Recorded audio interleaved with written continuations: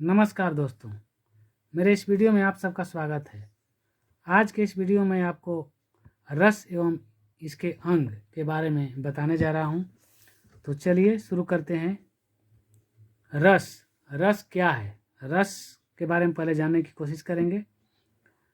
किसी भी पदार्थ, चाहे वो फल हो, फ्रूट हो, साग हो, सब्जी हो, उसमें एक रस होता है, अलग अलग उसका स्वाद होता है। ठीक उसी प्रकार से साहित्य की भाषा में कविता हो, कहानी हो, नाटक हो, इसमें भी एक रस होता है। यह रस क्या है, इसके बारे में हम बताने का प्रयास कर रहे हैं। तो चलिए, साधारण शब्दों में किसी पदार्थ के सार या निचोड़ या तरलता को रस कहा जाता है। कोई भी पदार्थ हो, उसमें जो तरलता भरा हुआ होता है उसको हम रस कहते हैं।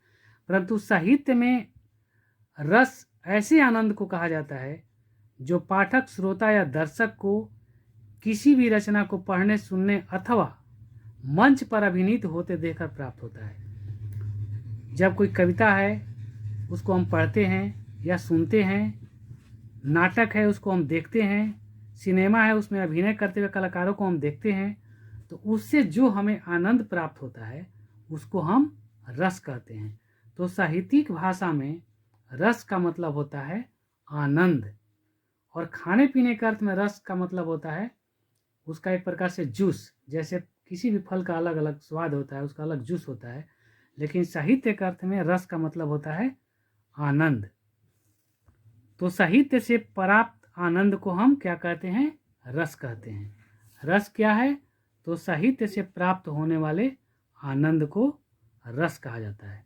अब रस के अंग और भेद में अंतर होता है। इसमें हम अंग को बताने जा रहे हैं कि रस के कितने अंग होते हैं। तो इसके 4 प्रमुख अंग होते हैं। इस वीडियो के बाद मैं रस के भेद के बारे में आप लोगों को बताऊंगा। तो इसमें रस के 4 प्रमुख अंग होते हैं। पहला है, इसका अंग है अस्थाई भाव। अस्थाई भाव क्या है? तो मनुष्य के मन में जन्म से ही कुछ न कुछ भाव रहते हैं। कोई भी मनुष्य, कोई भी व्यक्ति हो, हमारे मन में एक भाव रहता है। यह ईश्वरीय गुण होता है, ईश्वरीय देन होता है। ये मन में हमेशा ये भाव जागृत नहीं होते रहते हैं, ये सुषुप्त अवस्था में रहते हैं। ये भाव मनुष्य के मन में कम या अधिक मात्रा में अस्थायी रूप से रहते हैं। किसी किसी में कम रहता है, किसी किसी में ज़्यादा रहता है। जैसे ये भाव क्या है? प्रेम का भाव उत्पन्न होना, क्रोध का भाव उत्पन्न होना, शोक करना, घृणा करना, भय करना, विस्मय अर्थात आश्चर्य, हास्य, हंसना, रोना, ये सब क्या है? एक प्रकार से भाव है, हमारे मन में छिपा हुआ होता है। हम हंसते हैं तो इसका मतलब हमेशा हम हंसते नहीं रहते हैं, रोते हैं तो हमेशा रोते नहीं रहते हैं, किसी से प्रेम करते हैं तो हमेशा प्रेम नहीं करते रहते हैं। अर्थात ये सोया हुआ रहता है, ये समय समय पर जगता है, हमारे मन में ये भाव उठता है। तो ये है अस्थाई भाव। तो प्रेम, क्रोध, शोक, घृणा, भय, विस्मय, हास्य, रोना, गाना, झगड़ना, ये सब क्या है? एक प्रकार से भाव है। ये कुछ अस्थाई भाव के उदाहरण है। ये भाव हमारे मन में सुषुप्ता अवस्था में रहता है। सुषुप्ता मतलब सोया हुआ अवस्था में रहता है, अंदर सुषुप्त रहता है और समय पाकर यह जागृत होता है। और यह क्या होता है कि अवसर आने पर यह क्या होता है? यह भाव जग जाता है। उदाहरण के लिए मान लीजिए, कोई व्यक्ति हर समय क्रोध दिखाई नहीं पड़ता, उसके मन में हमेशा क्रोध नहीं होता है, किसी कारण बस उसके मन में क्रोध आता है। अर्थात क्रोध मन में सोया हुआ है, और जब कोई कारण सामने आता है तो उस कारण की वजह से क्रोध उत्पन्न हो जाता है। और यही जो अस्थाई भाव है एक प्रकार से रस में बदल जाता है। मान लीजिए आपको कोई गाली देता है, तो गाली देने से आपके मन में क्या होता है? एक क्रोध उत्पन्न होता है। तो यह क्या है? क्रोध आपके मन में पहले से नहीं है, लेकिन वो गाली सुनकर के क्रोध उत्पन्न होता है। तो इस प्रकार से जो मन में जो क्रोध है, जो छिपा हुआ है, वो जागृत हो जाता है। किसी खूबसूरत फूल को देख करके मान लीजिए आप उसके प्रति आकर्षण होते हैं। हमेशा आप उस फूल के प्रति आपका आकर्षण नहीं है, लेकिन जैसे ही आप उस फूल को देखते हैं तो आपके मन में आकर्षण, उसके प्रति एक झुकाव उत्पन्न होता है, या सुंदर चीज को देखकर उसके प्रति आकर्षण या झुकाव होता है। तो ये जो प्रेम है या झुकाव है, यह हमेशा नहीं होता, ये समय पाकर अचानक जागृत होता है। तो इस प्रकार से अस्थाई भाव क्या होता है? तो हमारे मन में छिपा हुआ होता है, और समय आने पर यह अस्थाई भाव जागृत होकर एक रस में बदल जाता है, जिससे हमें आनंद की प्राप्ति होती है। साहित्य में रस का मतलब होता है आनंद। दूसरा इसका भाग क्या है रस का? विभाव। विभाव क्या होता है भाई? तो अस्थाई भावों को जगा देने का जो कारण बने उसे क्या कहते हैं? विभाव। हमारे मन में अस्थाई भाव है, लेकिन इस अस्थाई भाव को जो जगाने का काम करता है उसको हम कहते हैं विभाव, अर्थात जिसके द्वारा अस्थाई भाव जागृत होते हैं, जिसकी वजह से हमारे मन का जो भाव है अस्थाई वो जागृत हो जाता है, उसको कहते हैं हम विभाव। विभाव का शाब्दिक अर्थ होता है विशेष रूप से भाव को जगा देना, अर्थात मन में सोए हुए भाव को जगाने वाले को विभाव कहते हैं। जिसके द्वारा हमारे मन में का जो अस्थाई भाव सोया हुआ है वो जागृत हो जाता है, उसको हम कहते हैं विभाव। अब इसके दो पार्ट होते हैं, इसके माध्यम से हम समझने का प्रयास करते हैं। इसका पहला पार्ट है आलंबन विभाव। आलंबन का अर्थ होता है सहारा या आधार। जिन पदार्थों का सहारा लेकर हमारे मन का जो अस्थाई भाव है जागृत होता है उन्हें आलंबन विभाव कहते हैं। आलंबन का शाब्दिक अर्थ होता है सहारा, आधार। जैसे किसी चीज़ का सहारा लेकर, जैसे ये हमारी ये जो नोटबुक है ये किसी टेबल पर टिका हुआ है, तो टेबल क्या है? आलंबन हो गया, सहारा हो गया, आधार हो गया। तो साहित्य में अस्थाई भाव को जो जगाने का काम करता है, जो सहारा बनता है, उसको हम कहते हैं आलंबन विभाव। उदाहरण के लिए मान लीजिए, उदाहरण के द्वारा हम समझाने का प्रयास करते हैं। बालक कृष्ण को देखकर माता जसोदा के मन में या हृदय में वात्सल्य जगता है। वात्सल्य मतलब एक प्रेम, बच्चों के प्रति जो प्रेम जागृत होता है उसको वात्सल्य प्रेम कहते हैं। अतः बाल कृष्ण यहाँ आलंबन विभाव है। अब माता जसोदा के मन में प्रेम जो है अस्थाई भाव है, छिपा हुआ है, लेकिन यह जागृत कब होता है? तो बालक श्री कृष्ण को जब देखती है। बालक श्री कृष्ण यहाँ क्या हो गए? आलंबन विभाव। विभाव का मतलब होता है जो अस्थाई भाव को जगा दे, और आलंबन क्या हुआ है? जो एक सहारा बने। तो बालक श्री कृष्ण को देखकर माता जसोदा के मन में प्रेम जागृत होता है, तो यहाँ बालक श्री कृष्ण क्या हो गए? आलंबन विभाव, अर्थात एक आधार बने। श्री कृष्ण को देखना और माता जसोदा के हृदय में प्रेम जागृत होना। माता जसोदा के हृदय में भाव जगा, वह क्या है? आश्रय है। आश्रय क्या है? हृदय में, हृदय एक आश्रय बना, घर बना एक प्रकार से, जहाँ प्रेम जागृत हुआ। हृदय में ही तो प्रेम जागृत होता है। तो इस प्रकार से श्री कृष्ण आलंबन हुए और माता जसोदा का हृदय क्या हुआ? आश्रय हुआ। अब ये जो आलंबन विभाव है इसकी संख्या अनगिनत है, असीम है, इसकी हम गिनती नहीं कर सकते हैं।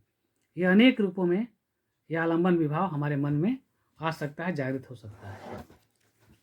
अब इसका दूसरा पार्ट है, विभाव का दूसरा पार्ट है उद्दीपन विभाव। पहला हो गया आलंबन विभाव, दूसरा हो गया उद्दीपन विभाव। अब उद्दीपन का क्या अर्थ होता है? उद्दीपन का अर्थ होता है उद्दीप्त करना या तेज करना, तीव्र करना। जैसे आग है, आग में हम घी को डालते हैं तो उसकी ज्वाला और प्रज्वलित हो उठती है, तो यहाँ घी क्या है? उद्दीपन हुआ। तो उसी प्रकार से हमारे मन के जो अस्थाई भाव है उसको जो तीव्र गति से जगाने का काम करे उसको हम कहेंगे उद्दीपन विभाव। अब देखिए, इसको एक उदाहरण के द्वारा हम समझते हैं। उदाहरण के लिए बाल कृष्ण माता जसोदा के निकट आकर खींचते हुए, यानी कि खींच करके क्या कहते हैं? तोतली बोली बोलते हैं और कहते हैं कि बड़े भाई जो दाऊ हैं उनके बारे में शिकायत करते हैं। क्या कहते हैं? तो उनके इस खीज और तुतुलाहट को देखकर माता जसोदा के हृदय में जो वात्सल्य है वह और भी बढ़ जाता है। वात्सल्य मतलब एक प्रेम जो है श्री कृष्ण के प्रति। तो यहाँ पर खीज और तुतुलाहट क्या है? उद्दीपन विभाव है। कोई बच्चा है, अगर वो क्रोधित होता है या गुस्से में आता है और तुतली भाव में जब बोलता है, शिकायत करता है अपनी माँ के पास जा करके, तो माता का प्रेम उसकी तुतली बोली को सुनकर के और बढ़ जाता है। तो ये तुतुलाहट क्या है और उसकी खीज जो क्रोध है क्या है? एक प्रकार से उद्दीपन विभाव हुआ, उद्दीपन विभाव हुआ। मान लीजिए एक छोटा सा एक और उदाहरण देता है इसका। मान लीजिए क्लास में कोई लड़का शरारत करता है, टीचर उसको खड़ा होने के लिए कहता है और वो बच्चा खड़ा नहीं होता है, वह उदंडता से पेश आता है या कोई इस तरह का और कोई शरारत करता है, तो टीचर के मन में क्रोध और बढ़ जाता है। तो यहाँ बच्चे की जो शरारत है वो क्या हुआ, एक प्रकार से उद्दीपन विभाव हुआ, अर्थात टीचर के क्रोध को बढ़ाने का काम करता है और टीचर को दंड देने के लिए विवश करता है। तो उद्दीपन विभाव का मतलब क्या हुआ, आपके अंदर जो एक अस्थाई भाव है, चाहे वह प्रेम है, क्रोध है, भय है, विस्मय है, हास्य है, इसको जो तेजी से जागृत कर दे उसको कहेंगे उद्दीपन विभाव। आलंबन विभाव क्या है, जिसके द्वारा हमारे अंदर का जो अस्थाई भाव है वो जागृत होता है, वह आलंबन विभाव है। और उद्दीपन विभाव उस आलंबन विभाव को तेजी से और जागृत कर दे, तो उसको हम कहेंगे उद्दीपन विभाव। अब इसका तीसरा भाग क्या है, अनुभाव। अनु का अर्थ होता है पीछे, अतः भाव के पीछे जो जन्म लेता है उसे अनुभाव कहते हैं। अर्थात हमारे अंदर जो अस्थाई भाव है उसको जगाने का काम किसने किया, विभाव। विभाव के दो भेद हो गए, आलंबन विभाव, उद्दीपन विभाव। और तीसरा इसका भाग क्या है, अनुभव, अर्थात रस का तीसरा भाग हुआ अनुभव। अनु का अर्थ होता है पीछे, अर्थात भाव के पीछे जो जन्म लेता है उसे अनुभाव कहते हैं। अस्थाई भाव को जागृत होने के बाद जो कार्य होता है वह क्या है, अनुभाव है, या भावों को अनुभव करवाते हैं। उदाहरण के लिए मान लीजिए माता जसोदा बाल कृष्ण की चेष्टाओं को देख करके उन्हें चूम लेती है और गोद में उठाती है। यहाँ गोद में उठाना और चूम लेना अनुभाव है, अर्थात हमारे मन में जो भाव उत्पन्न होता है, भाव उत्पन्न होने के बाद हम जो कार्य करते हैं वह हुआ अनुभाव। अनु का मतलब पीछे और भाव का मतलब होता है भाव। अंदर का जो भाव जागृत होता है उसके बाद हम जो कार्य करते हैं उसको अनुभाव कहते हैं। माता जसोदा श्री कृष्ण को देखती है, उसके मन में प्रेम उठता है, और जब प्रेम उठने के बाद अब क्या होता है भाई, तो चूम लेती है। तो चूमना क्या हुआ, अनुभाव हुआ। मान लीजिए आपके सामने कोई ऐसा कार्य है जिसको देख करके आपके मन में क्रोध उत्पन्न होता है। क्रोध उत्पन्न होने के बाद उस व्यक्ति को आप दंड देने जाते हैं, तो जो दंड देते हैं वो क्या हो गया, अनुभाव हो गया। अर्थात मन में जो भाव जागृत होता है उसके बाद जो हम कार्य करते हैं उसको हम अनुभाव कहते हैं। सुंदर आप फूल देखते हैं, फूल देखते हैं तो आपके मन में एक आकर्षण पैदा होता है।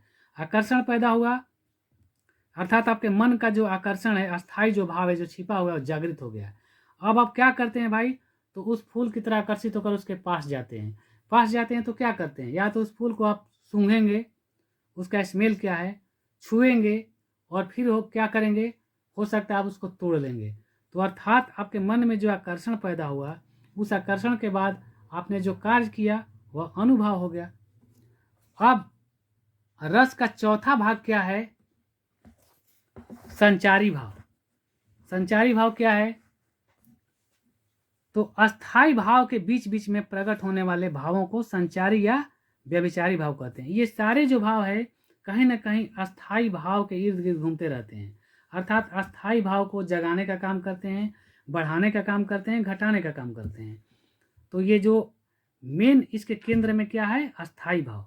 अस्थाई भाव इसका फर्स्ट रस का भाग हो गया, दूसरा भाग हो गया विभाव, तीसरा भाग हो गया अनुभाव, और चौथा भाग हो गया संचारी भाव। तो अस्थाई भाव के बीच बीच में प्रकट होने वाले भाव को संचारी या व्यभिचारी भाव कहते हैं। संचारी इन्हें इसलिए कहा जाता है क्योंकि ये थोड़े समय के लिए जागृत होकर लुप्त हो जाते हैं। हमारे मन में प्रेम जगा, इसका मतलब ये नहीं कि प्रेम 24 घंटे तक रहेगा। हम 24 घंटे तक किसी से प्रेम नहीं कर सकते। कुछ समय के लिए प्रेम जागृत होता है, फिर उस प्रेम से हम विरक्त हो जाते हैं। हमारे मन में क्रोध उत्पन्न हुआ, लेकिन हमेशा हम क्रोधित नहीं रहेंगे। कुछ समय के लिए क्रोधित होने के बाद कुछ समय के बाद पुनः हमारा क्रोध शांत हो जाता है। तो इसी को कहते हैं संचारी, अर्थात इसका रूप बदलते रहता है, कभी घटता है, कभी बढ़ता है, बीच बीच में आता है, चला जाता है। तो इसको हम कहेंगे संचारी भाव। उदाहरण के लिए माता जसोदा श्री कृष्ण की माखन चोरी से क्रोधित होती है। गोपियां जब शिकायत करती हैं तो माता जसोदा क्रोधित हो जाती हैं और मारने के लिए हाथ में डंडा उठाती है, छड़ी उठाती हैं, लेकिन उनका यह क्रोध अस्थायी है। थोड़ी देर के लिए उनका क्रोध समाप्त हो जाता है, थोड़ी देर के बाद क्या होता है, उनका क्रोध समाप्त हो जाता है, बालक कृष्ण से प्रेम करने लग जाती हैं। ऐसी बात नहीं है कि हमेशा क्रोधित है और जब श्री कृष्ण दिखे उसको डंडे से मारने लगे, ऐसी बात नहीं है। वो कुछ समय के लिए क्रोधित होती हैं और फिर उनका क्रोध समाप्त हो जाता है और बालक श्री कृष्ण को फिर गले से लगा लेती है। तो यह क्या हुआ, संचारी भाव, अर्थात अस्थाई भाव जागृत होने के बीच बीच में आता है, अस्थाई भाव को कभी जगाता है कभी घटाता है। यह थोड़े समय के लिए क्रोध का आना क्या हुआ, संचारी भाव है। संचारी भाव की संख्या कितना है, 33 है। यह संचारी का मतलब आना और जाना, संचार मतलब आवागमन। तो यह भाव क्या है भाई, तो अस्थाई भाव हमारे मन में जब जागृत होता है, यह स्थाई भाव प्रेम है, क्रोध है, घृणा है, भय है, हास्य है, विस्मय है, शोक है, संताप है। तो इस शोक और संताप के बीच बीच में कभी ये घटता है कभी बढ़ता है। ये 24 घंटे तो हम शोक में नहीं रहते, 24 घंटे हम क्रोध में नहीं रहते, 24 घंटे हम किसी से प्रेम नहीं करते, 24 घंटे हम हंसते नहीं हैं। तो इस प्रकार से 24 घंटे हमें खाने की इच्छा नहीं होती। तो ये क्या है, यह कभी प्रकट होता है कभी छिप जाता है। तो यही हुआ संचारी भाव, अर्थात अस्थाई भाव को कभी घटाता है कभी बढ़ाता है। अब इन चारों अंग को, जो रस का जो 4 अंग है, इसको हम एक उदाहरण के द्वारा हम यहाँ समेटने का प्रयास करते हैं। आप इस उदाहरण को आप समझिए। देखिए अब यहाँ पर है, एक उदाहरण के द्वारा हम बताते हैं। लक्ष्मण और परशुराम के बीच संवाद होता है। सीता स्वयंवर के समय जब शिव का धनुष टूटता है तो वहाँ परशुराम जी क्रोधित होकर पहुँचते हैं और एक संवाद होता है जिसमें लक्ष्मण की बातों को सुन करके जो भगवान परशुराम हैं वो क्रोधित हो जाते हैं। तो उसका एक उदाहरण हम यहाँ प्रस्तुत करते हैं। इसमें ये चारों जो अंग है रस के, इसमें आपको आ जाएगा। देखिए, रे नृप बालक काल बस बोलत तो ही न संभार, धनु ही सम त्रिपुरारी धनु विदित सकल संसार। जब धनुष टूट जाता है और परशुराम जी आते हैं क्रोधित होकर, कहते हैं कि इस धनुष को किसने तोड़ा है, इस धनुष को तोड़ने वाला हमारा दुश्मन है और उसका हम वध करेंगे, क्योंकि यह जो धनुष है हमारे गुरु भगवान शंकर का है और इस धनुष को तोड़ने वाला हमारा दुश्मन है। इस पर जो लक्ष्मण जी हैं क्रोधित स्वभाव के हैं और उनको बर्दाश्त होता नहीं है, क्षत्रिय हैं, और वो कहते हैं कि इस धनुष में ऐसा क्या है कि आप इतने क्रोधित हो रहे हैं, ऐसे ऐसे धनुष तो हमने कितने तोड़े हैं, बालक में हम तो खेल खेल में ऐसे धनुष को हमने कितने तोड़ डाले हैं। तब क्रोधित होकर परशुराम जी कहते हैं कि हे राजपुत्र, तुम काल के बस में आकर के बोल रहे हो, तुम अपने आप को संभाल नहीं रहे हो। यह जो धनुष है यह साधारण धनु ही नहीं है, एक छोटी सी धनु ही नहीं है, बल्कि विश्व विदित सकल संसार, विदित सकल संसार यानी कि विश्व प्रसिद्ध यह धनुष है। और किसका है, तो भगवान शंकर का, त्रिपुरारी धनु। त्रिपुरारी का मतलब शंकर होता है, धनु मतलब धनुष, अर्थात यह धनुष भगवान शंकर का है जिससे पूरा विश्व विदित है। और इस धनुष को तुम धनु ही कहते हो और बचपन में तोड़ने वाले धनुष से तुलना करते हो। तुम अपने आप को संभाल नहीं पा रहे हो, तुम हमारे सामने बोल रहे हो कहीं ना कहीं तुम काल के गाल में समा जाओगे, अर्थात मैं तुम्हारा वध कर दूंगा। इसमें अस्थाई भाव क्या हुआ, तो क्रोध हुआ। परशुराम जी के हृदय में क्रोध है जो क्या होता है, जागृत हो जाता है।